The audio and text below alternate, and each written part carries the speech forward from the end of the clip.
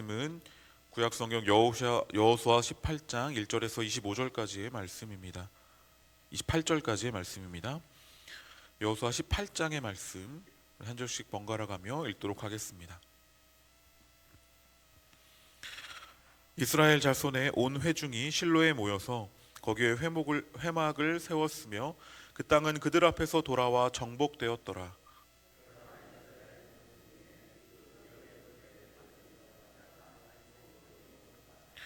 여호수아가 이스라엘 자손에게 이르되 너희가 너희 조상의 하나님 여호와께서 너희에게 주신 땅을 점령하려 가기를 어느 때까지 지체하겠느냐.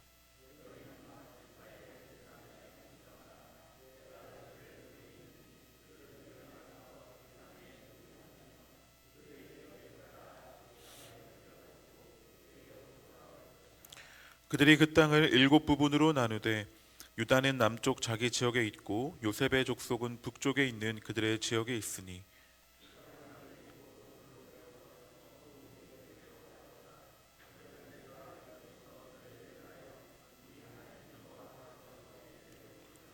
레위 사람은 너희 중에 분깃이 없나니 여호와의 제사장 직분이 그들의 기업이 됨이며 갓과 루벤과 므낫세 반지파는 요단 저쪽 동쪽에서 이미 기업을 받았나니 이는 여호와의 종 모세가 그들에게 준 것이니라 하더라.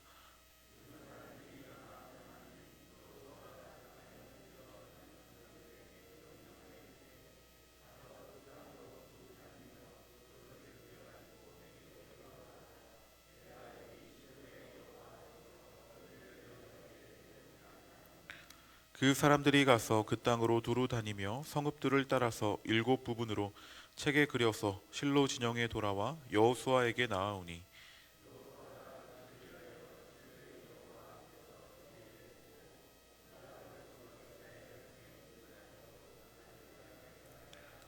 베냐민 자손의 지파를 위하여 그들의 가족대로 제비를 뽑았으니 그 제비 뽑은 땅의 경계는 유다 자손과 요셉 자손의 중간이라.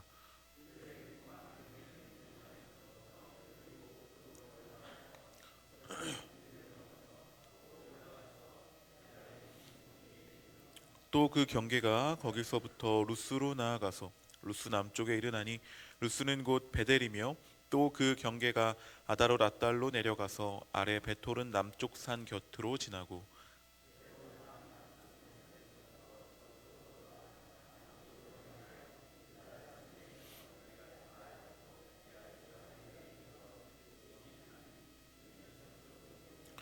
남쪽 경계는 기럇 여아림 끝에서부터 서쪽으로 나아가 렙도와 물 근원에 이르고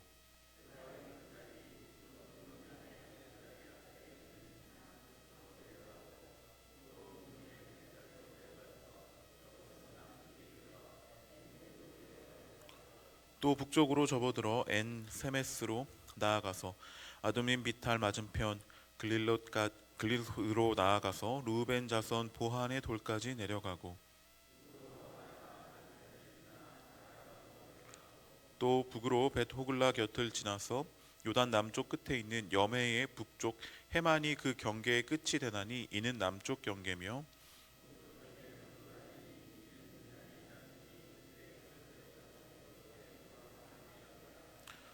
베냐민 자손의 지파가 그들의 가족대로 받은 성읍들은 여리고와 벳 호글라와 에멕 그시스와 아임과 바라와 오브라와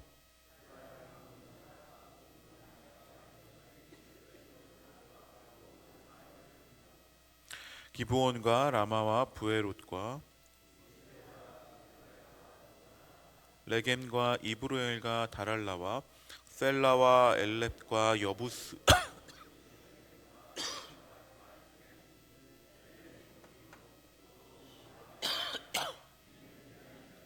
그들의 가족대로 받은 기업이었더라.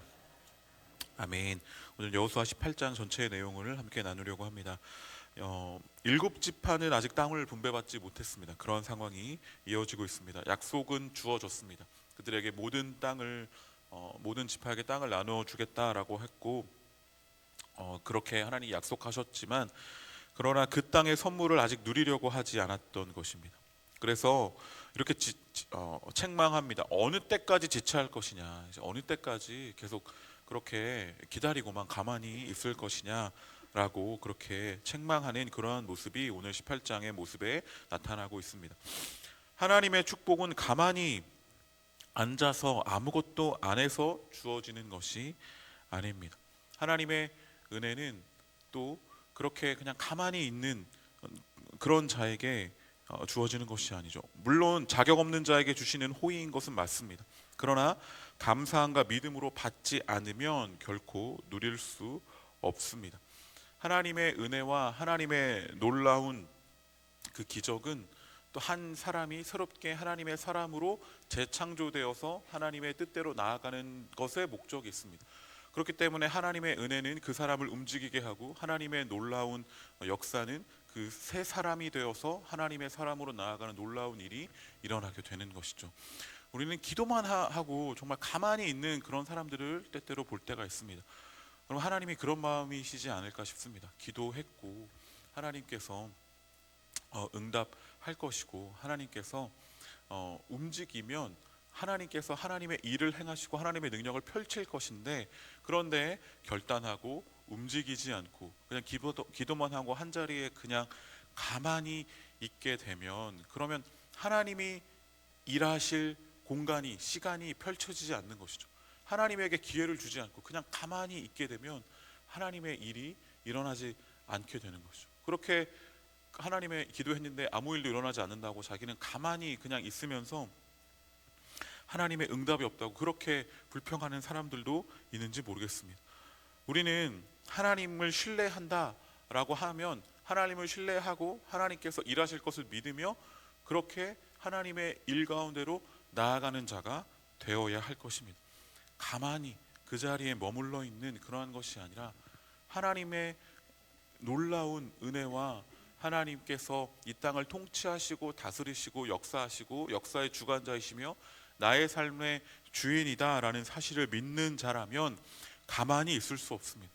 움직이고 하나님의 뜻대로 계속 나아가는 그런 열정의 사람이 되는 것이죠. 그렇게 하나님의 뜻을 신뢰하며 하나님께서 앞길을 열어주실 것을 믿는 우리 성도님들이시라면, 그 하나님을 신뢰하며 한 걸음 한 걸음 용기 있게 한 걸음씩 하나님의 뜻을 향해 내딛는 그런 귀한 우리 성도님들 되시기를 간절히 소망합니다. 이스라엘이 지체하자 이제 하나님이 서두르십니다. 하나님께서 그들에게 땅을 나누어 주려고 합니다. 차지해서 누릴 땅을 정해 주십니다. 정복하지 않고 남은 땅의 그림을 그려오게 하시고, 제비를 뽑아서 7지파에게 그들의 땅의 위치를 정해줍니다. 그러면 더 적극적으로 정복 전쟁에 나설 것이라고 본 것이죠. 그래서 백성들이 그려온 가나안의 지도는 소망을 주는 청사진이 되었습니다. 하나님께서 이렇게 나눠 주실 것이구나 라는 것을 다시 한번 확신하는 그러한 지도가 된 것이죠. 하나님께서 오늘 우리 삶에도 멋진 계획과 멋진 소망을 갖고 계십니다. 내가 그린 그림이 아니라 하나님이 가서 그리라고 하신 것을 그리는 우리가 되기를 소망합니다. 하나님께서는 놀라운 계획을 우리를 향해 가지고 계십니다. 그것을 신뢰하며 하나님이 펼쳐주실 놀라운 미래를 기대하며 나아가는 우리가 되기를 소망합니다. 특별히 베냐민 지파의 이야기가 길게 기록되어 있습니다. 그러니까 베냐민 지파는 그 땅의 위치를 보면 유다 지파와 에브라임 지파 사이에 위치한 땅을 받습니다. 그러니까 우리가 남과 북으로 이스라엘이 분리되었을 때 대표적인 남쪽의 지파가 유다 지파이고, 그리고 북이스라엘의 그 대표적인 지파가 에브라임 지파입니다. 그래서 에브라임아라고 이렇게 부르는 그런 명칭이, 그렇게 부르는 것이 성경 곳곳에 기록되어 있듯이 북이스라엘의 대표적인 지파입니다. 그래서 그냥 에브라임아라고 이렇게 부르기도 하는 것이죠. 그리고 남쪽은 유다, 남유다, 북이스라엘, 우리가 이렇게 부르듯이 그렇게 큰 지파 유다와 에브라임이라는 그 가장 강력한 지파 사이의 땅을 베냐민이 받습니다. 가장 강한 두 지파 사이에서 이 지파가 생존할 수 있는 조건은 비옥함도 아니고 용맹함도 아닙니다. 하나님을 의지하는 신앙뿐입니다. 나중에 이 베냐민 지파에서 초대왕 사울이 나오죠. 강한 지파들 사이에 낀 지파에서 첫 왕이 배출되게 하신 것은 하나님 말고는 의지할 수밖에 없는 조건에서 왕을 주신 것입니다. 그러니까 우리에게 하나님을 의지하는 것보다 더 확실한 생존의 조건은 없습니다. 우리가 이 삶을 살아가면서 우리 주변에 눈에 보이는 여러 강한 것들과 또 세상에 커 보이는 그런 문제들 앞에서 살아가지만, 그러나 하나님을 더욱더 의지하며 하나님 앞에 서서 하나님만을 따르는 그런 백성의 삶을 살아가게 되기를 간절히 소망합니다. 우리는 그리스도인입니다. 우리의 기준은 주님이 되어야 할 것입니다. 하나님께서 보여주시는 그러한 것이 되어야 할 것입니다. 세상에서 들려오는 여러 소리들, 연봉은 이 정도는 돼야지, 집은 이 정도는 사야지, 차는 이런 건 타야 되지 않겠어? 외모는 또 이 정도는 가꿔야 되지 않겠냐라고 하는 세상의 여러 소리들 가운데 귀 기울이고 그 가운데 마음을 쓰는 것이 아니라, 때로는 그것이 너무나 커 보이고 내가 감당할 수 없을 것 같이 보이는 그런 문제들 앞에서 무너지는 것이 아니라, 우리가 서야 할 것은 우리가 너무나 잘 알고 있지만 하나님 앞에서입니다. 하나님을 의지하며 나아가는 것입니다. 잘 알고 있는 이러한 순간이지만 이것을 더욱더 마음을 다잡고 지켜나가는 이 연휴 기간이 되었으면 좋겠습니다. 우리 연휴 기간에 가족들과 만나면 내 자녀는 남의 가족의 자녀는 어떻고 이런 비교하고 또 이런 순간들이 생기지 않나 싶습니다. 그러나 그럴 때일수록 더욱더 하나님을 바라보고 하나님 안에서 판단을 내리고 하나님의 기준으로 생각하며, 무언가 부족해 보일지라도 하나님께서 우리 가정에 새로운 일을 행하실 것을 기대하고 바라보며 나아가는, 그렇게 하나님 앞에서 당당하고 하나님이 우리와 함께 하시기에 정말 자신 있게 용기 있게 살아갈 수 있는 우리 귀한 성도들이 되시기를 간절히 소망합니다. 왜냐하면 이 베냐민 지파는 아주 작지만 중요합니다. 베냐민 지파는 땅에 이 내용들이 여러 지명들이 나와 있는데 남북 간에 24km 정도의 작은 땅을 기업으로 분배받았습니다. 그렇지만 그 안에는 중요한 성읍들이 포함되어 있습니다. 그리고 후에 훌륭한 인물들이 배출되어 역사적으로도 중요한 역할을 감당하게 됩니다. 신약에 가서도 바울이 베냐민 지파다라고 그렇게 고백하는 것을 볼 수 있죠. 중요한 것은 땅의 크기가 아니라 그 안에서 이루어지는 삶의 내용입니다.